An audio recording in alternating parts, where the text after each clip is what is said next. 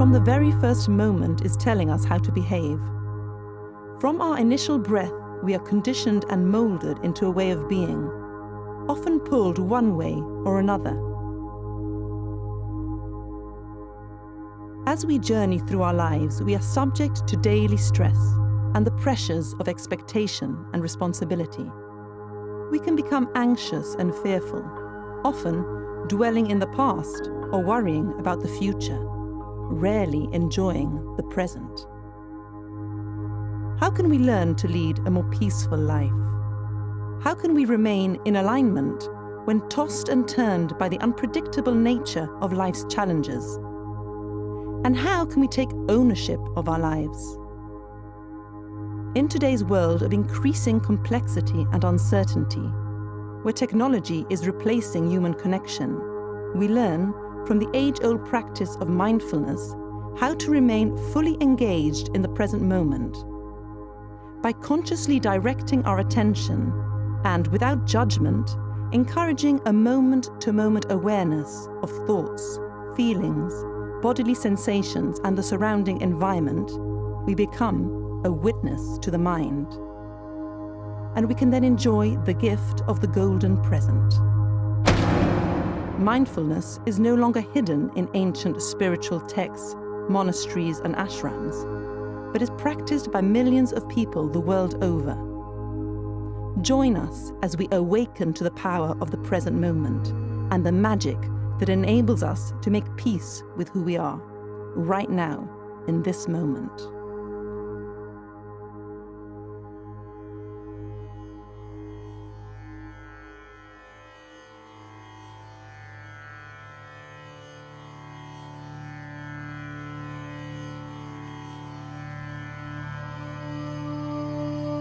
Harvard research shows that 47% of the time we're not present. We're not there.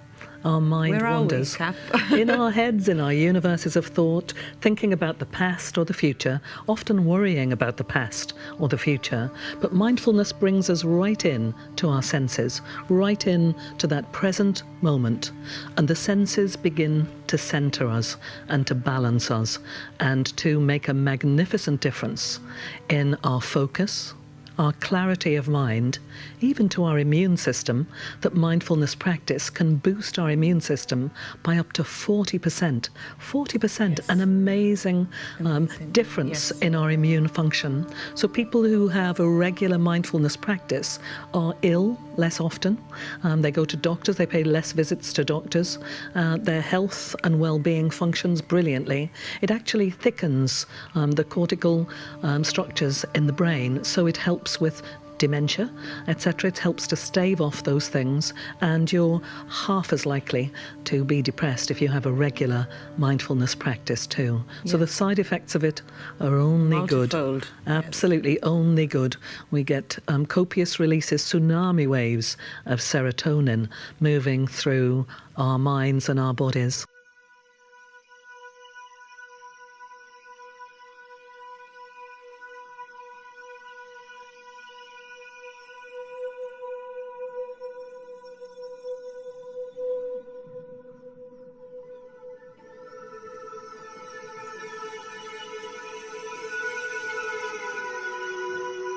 So it is my intention today to stretch those beautiful minds of yours, to touch those hearts, and to share with you some secrets of vitality and vibrance and health and wellness as well.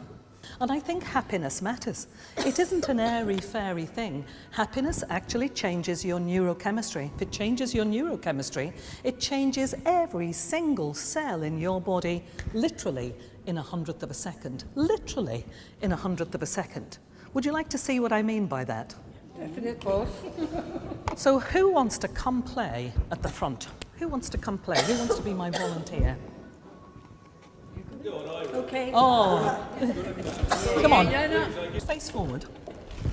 Make a fist and be strong. And I'm just going to check your strong responses all. So I feel your strength and you feel mine, am I right? whilst being strong, I want you to say out loud, I can't, in a continuous dialogue. I can't, What happened to you? I can't, in a continuous dialogue. You can stop now. And now, I want you to look at the Queen again, not me, and to say out loud while being strong, I can.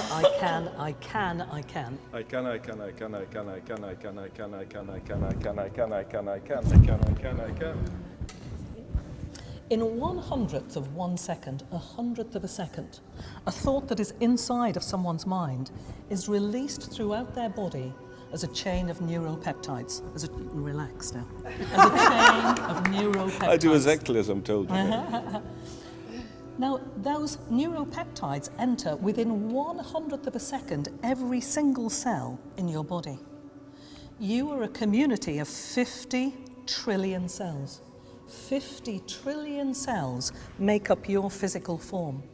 And every thought that you think moves through, embraces, touches, penetrates every single one of the 50 trillion cells in 1/100th of a second. So your mind matters, and the mind is my domain. I'm going to ask you to go and sit next to your beautiful wife again now. And thank you. Okay, so we know the benefits are immense and they affect people throughout their lives, whatever point in their life they decided to adopt this practice. How would you advise a newbie, someone who's never embarked upon this type of practice before? What techniques would you advise them to adopt? Well, the easiest thing is to do a body scan. So to settle themselves in their bones and just bring their attention into their body and begin to focus on their breath. And so because we're going full circle, we're going to do a body scan. So we haven't done that in 6 weeks. Expand your awareness to the space around you. Who you really are is beyond your thoughts, beyond your likes and dislikes, beyond the concepts of right and wrong.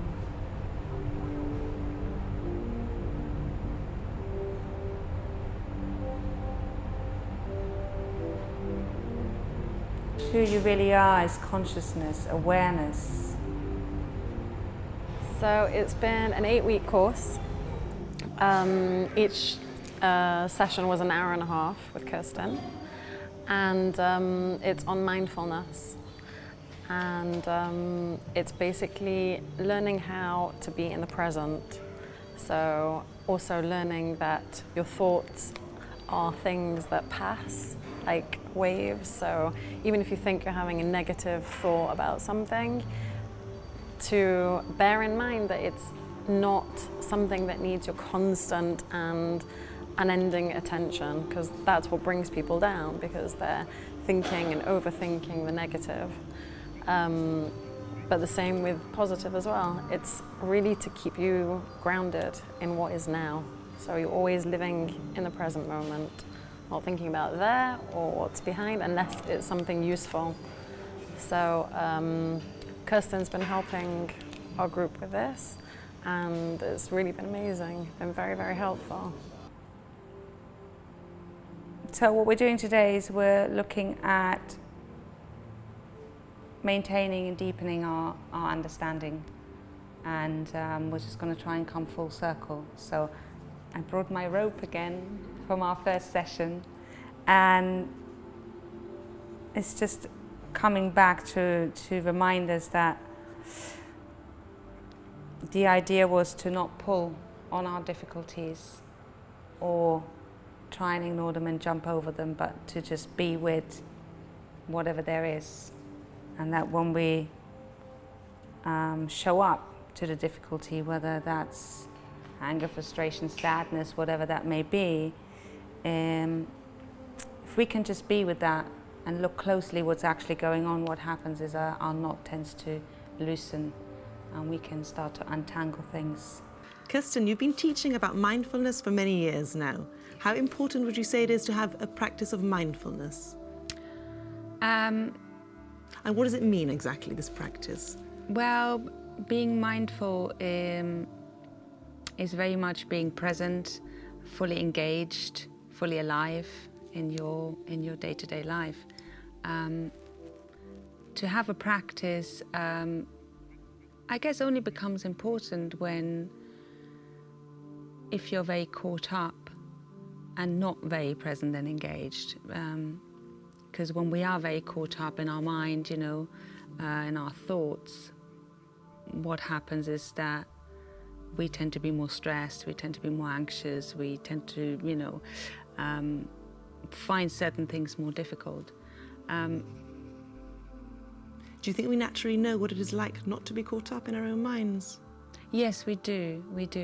The thing is that we've got about 60 to 7,000 thoughts a day. 60 to 70,000? 60 to 70,000 Yes. thoughts every day. And a lot of those thoughts we're not very aware of. So it's a bit like an iceberg. So the tip of the iceberg, the bit that you can see, are the thoughts that you're aware of.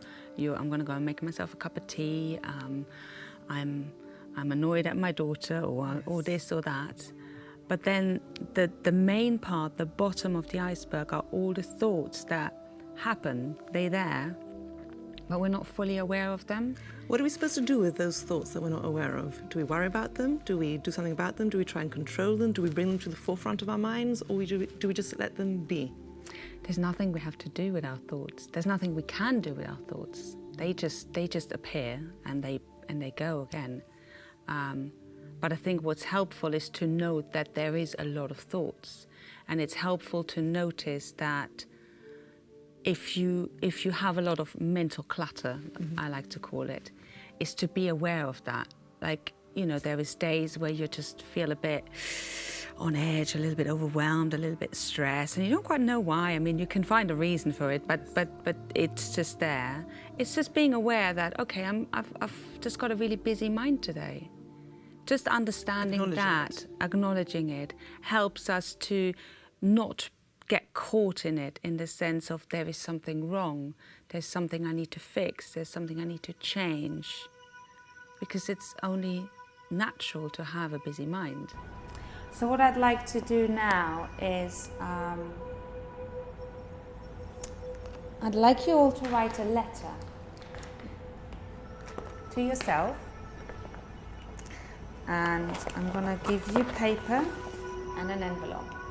So you're going to write a letter to yourself about what you really want to remember, what you want to say to yourself in a couple of months' time about your experience here. I won't read the letter, so I want you to write the letter, put it in the envelope, put your address on the envelope and seal it.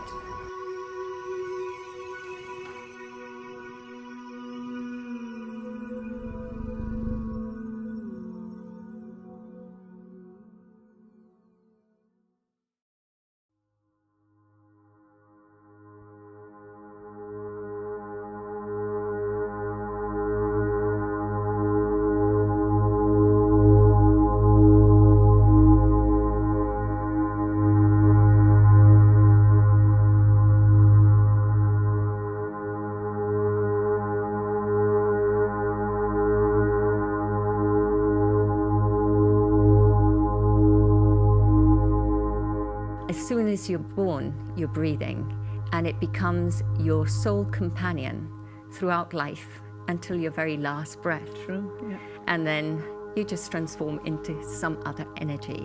So breath is fundamental. Now we have to breathe all the time.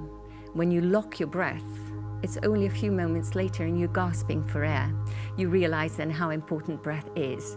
So why not learn to breathe beautifully? It's like reading. If you're going to read, why stutter? Why not learn to read and then read good quality stuff that you can grow from? With breath the same. How can we learn to improve our breathing then? Yes, if you use your arms, for example, I call this like the Indian goddesses with their arms everywhere, or the spider. There's 8, right? So the first inhalation, as you're opening your lungs, you want to roll your shoulders back a little without stiffness. So you inhale, you roll your shoulders, so you're opening the sternum, the rib cage, which is something that's quite compressed generally. On the out-breath, you soften, so you're creating movement in your back ribs. The second one, you bring it shoulder height. So already the rib cage is opening. If the rib cage opens, the lungs have freedom to expand. They're caged inside. You exhale. Always on the inhalation is the opening, the one that you take to the head height. It's lifting the lower ribs, so it's allowing the breath to go deep and wide. And the last one, you stretch up, because then everything opens and you're active. When you do a few rounds of that, that oxygen is entering your lungs, then entering your bloodstream. So you're accessing all areas as you move and breathe. This is why yoga goes hand in hand with breath technique, because you're using it with the body. Moving forwards, backwards, twisting, taking every part of your skeletal system through its natural range of motion, using the muscles to assist that skeletal system, and then the benefits come in. And the breath is the ideal tool. Yes, and it's a tool for people of all ages. All the ages. child who has to go and sit an exam and is anxious about it, to someone who, in a different stage in their lives, it's really beneficial to all, isn't it? It's beautiful because it's accessible to all. If we just take a moment to stop, not think, and breathe, and then think of how that breath is aiding you. Yes. And in the old-fashioned days, you used to say, stop and count to 10. Yes. Stop and breathe.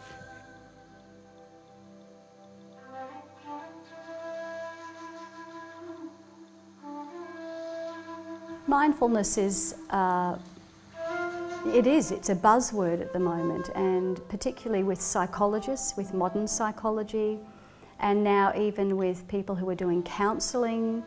Mindfulness is beginning in schools, right from infancy, in simple ways, right through to high school. In some places, not many. I'm hoping that many more.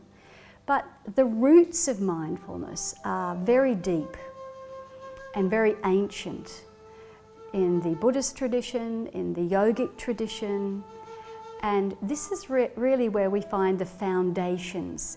Modern mindfulness has come a lot from the Buddhist tradition, which is very much into examining through the mind. The yogic tradition is where the Buddhist tradition was born from even. It's even more ancient.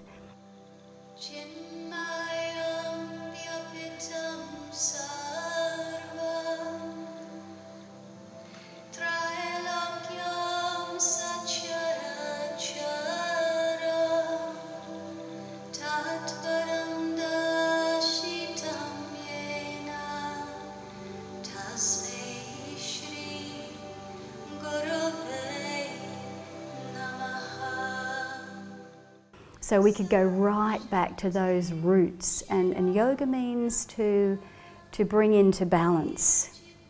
And mindfulness aims as well to bring us into greater conscious awareness so that we can not be ruled by our monkey mind, or as I call it, the mind train, that we can learn that we are not our thoughts.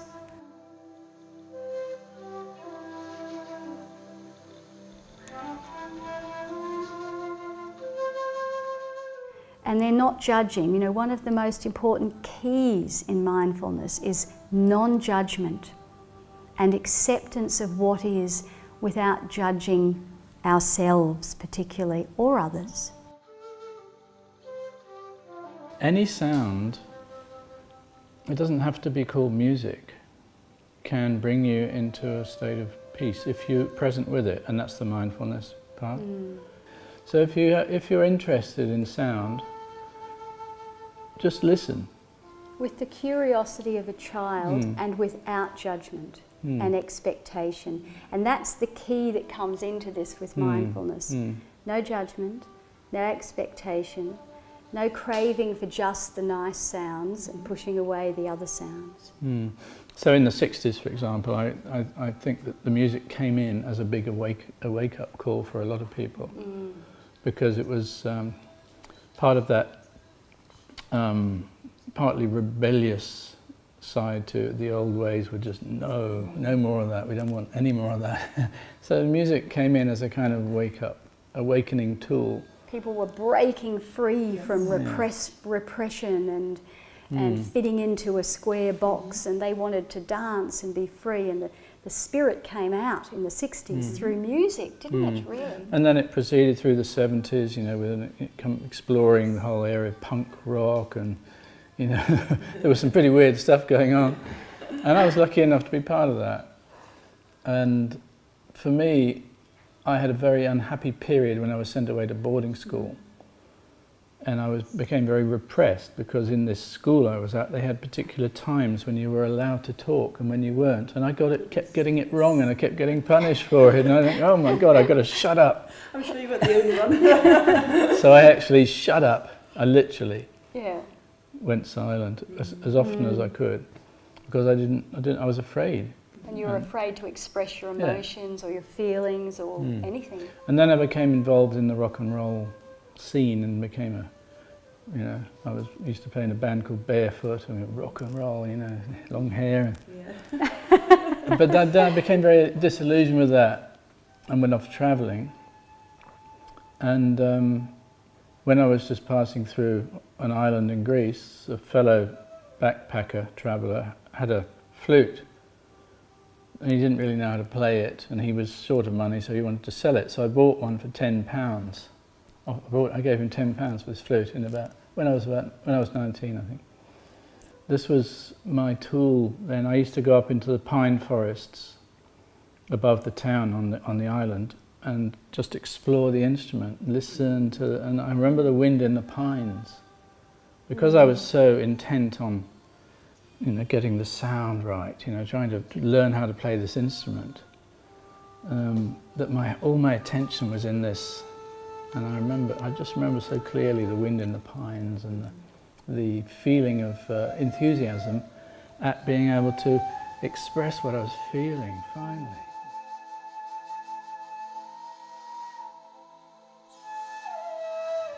Well, I think Terry's story exemplifies it, actually. You know, he talked about when he was young, he was very repressed, and he closed his vocal cords and was silent and unexpressive for a time until he found music. I think for many people, you know, one of the biggest things I come across is the feeling of I'm less than. You know, that, and this is where mindfulness offers us this deep wisdom of non-comparison, non-judgment. Be like a little child, be curious, be open, explore.